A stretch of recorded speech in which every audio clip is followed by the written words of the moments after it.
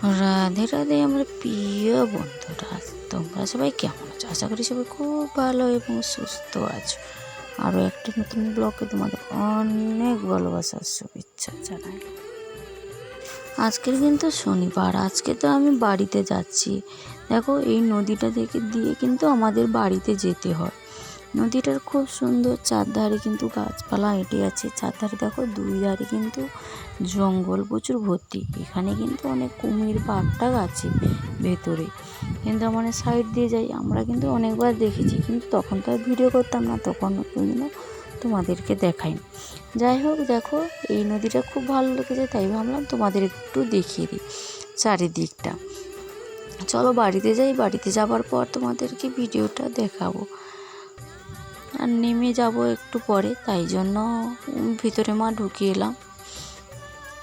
ভিতরে কিন্তু অনেক লোকজন কিন্তু বসেছে, তাই জন্য বেশি আর তোমাদেরকে দেখালাম না।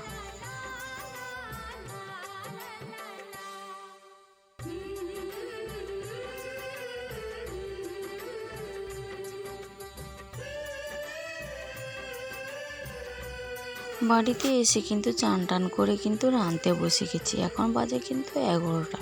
সকাল সকাল 7টার নৌকায় এসেছি, আর 1 ঘন্টা কিন্তু লাগে, তাই জন্য অনেক মাথা ব্যথা যন্ত্রণা করছে। এই জন্য চানটা করে নিয়েছি, এসেই কিন্তু রাঁধতে বসে গেছি।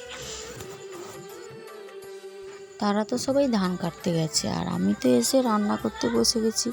আর আজকের কি রান্নবো বলতো, নিরাম কিছুই নেই।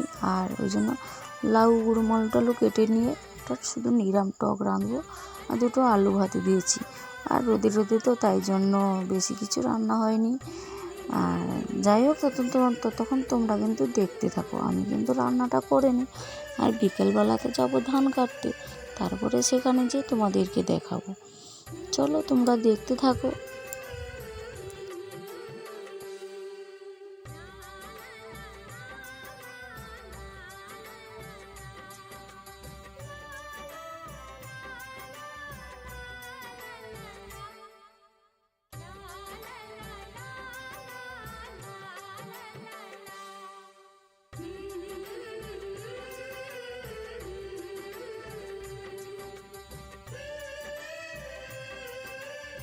এদিকে দেখো, পুরো কিন্তু রান্নাটা হয়ে এসেছে।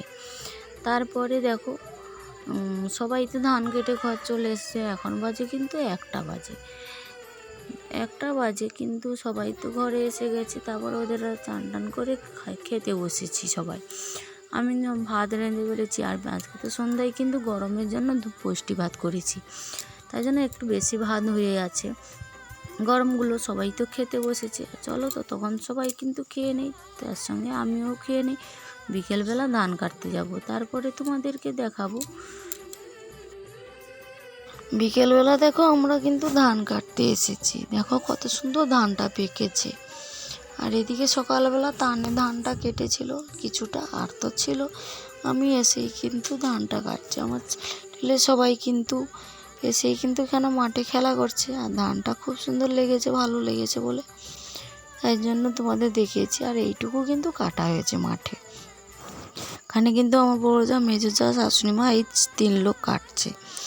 যাই হোক, তোমরা তো তখন ভিডিওটি দেখতে থাকো।